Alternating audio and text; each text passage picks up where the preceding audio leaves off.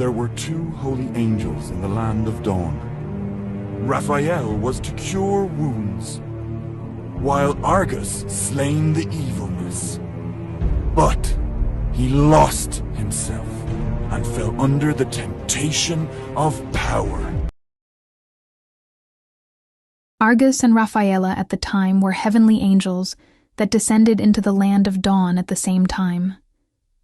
One responsible for eradicating suffering, Rafaela, is an angel capable of miraculously healing anything. It is said that when she appears, all pain suddenly vanishes, all wounds instantly heal. The other responsible for eradicating evil, Argus.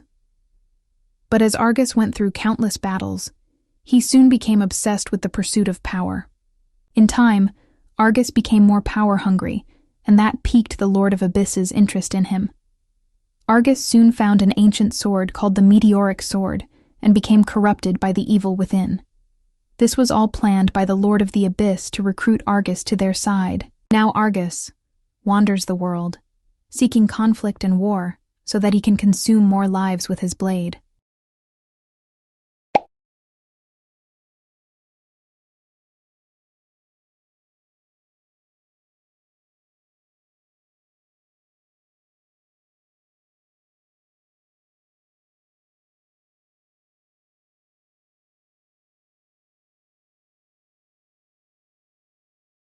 Rafaela, the angel of light, had been searching for traces of Argus for long. For her, the fall of angels was more regrettable than that of humans. Every time when Rafaela attempted to purify the evil desires inside Argus, she was greeted with fury and violence at the doorstep of Argus' residence. Standing in front of Argus, who was no longer intimate, she felt tears streaming down her face, but decided to never give in. However, even Argus killed all the justice angels who tried to persuade him. He just could not make up his own mind to kill Rafaela, which was the only hope to rescue him from the dark. She clearly knew that she was the only one who could save him, and it would influence the whole peace and security of the entire continent.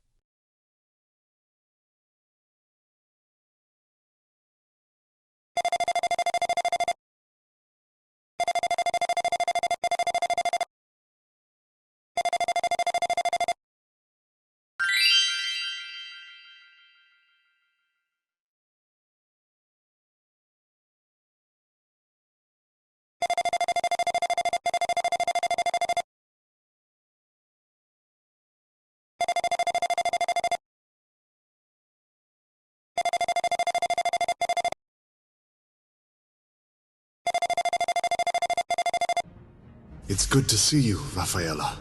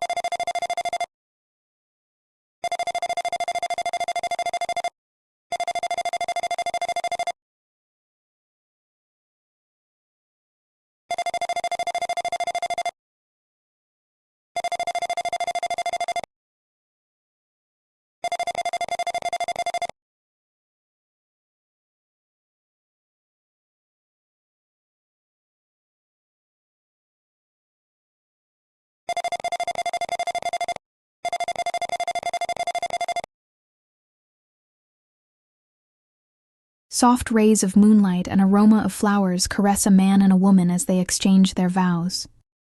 But seconds later, she's swept away by a number of sacrists and forced to drink holy water. To protect the world, the Lord of Light selected a number of pure maidens to fall pregnant with angels. The pregnancy takes up to 3 agonizing years.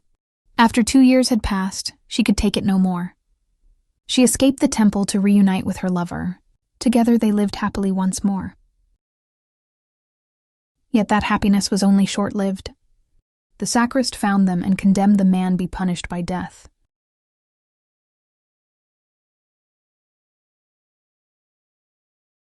Her lover was slain before her eyes, and she was returned to the monastery. Another year passed, at the end which she died during childbirth. To everyone's surprise, she gave birth to twins, a baby girl and a baby boy. They noticed the eyes of the boy bears a striking resemblance to their late mother's lover, which was proof of their mother's act of impurity. So the sacrist tried to slay the baby Argus, but a dazzling light would burst from Rafaela every time they tried. Protecting her brother from any harm, they took it as a miracle and dare not lay a finger on Argus since then. The sacrist decided to cover up the truth of the twins' birth. They grew up together, undergoing the same teachings and training. They both loyally upheld and fought for the light. Yet only Rafaela received praises and was accepted as a true angel while Argus was kept in the shadows. Rafaela noticed this and tried many times to speak out for her brother, but she couldn't change their opinion of him.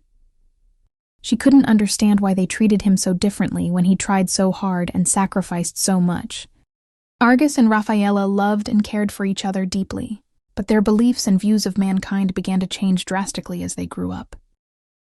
While Rafaela believed in the good of humanity, Argus saw humans were malevolent and selfish in nature. He grew to detest humans day by day. Like in the old lore, while pursuing their enemies, Argus strayed from his comrades and into a demon's trap, where he found the meteoric sword. The moment Argus held the meteoric sword, strange memories and the truth of his parents and his birth surged through his mind.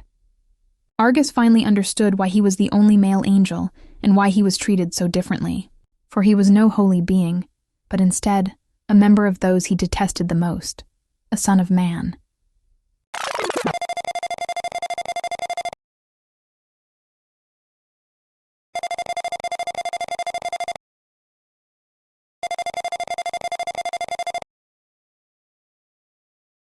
Little did Argus know, the sword was cursed by Sid, the god of destruction. It fueled the anger and hatred within Argus. His mind corrupted and driven by his own rage, Argus left and focused his seething fury upon all of mankind. Rafaela tirelessly searched for her brother. The Monastery of Light sacrist claimed that his actions were no surprise, and they'd long consider Argus a corrupted soul. Their words shook Rafaela to the core, and for the first time her faith was shaken also. She punished them severely and left the Monastery of Light to find her lost brother. For months, Rafaela searched for her brother. Following the trail of death and destruction he left. When she finally faces Argus, she sees that he is no longer the brother she once knew.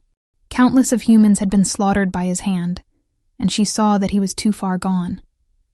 Rafaela raised her staff to bring an end to him.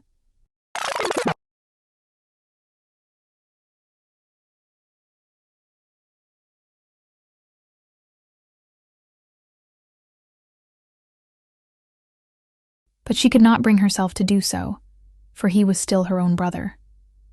Argus gazed her from afar and silently turned to leave. The two continue to walk completely different paths in life, one of light and the other deeper into the abyss.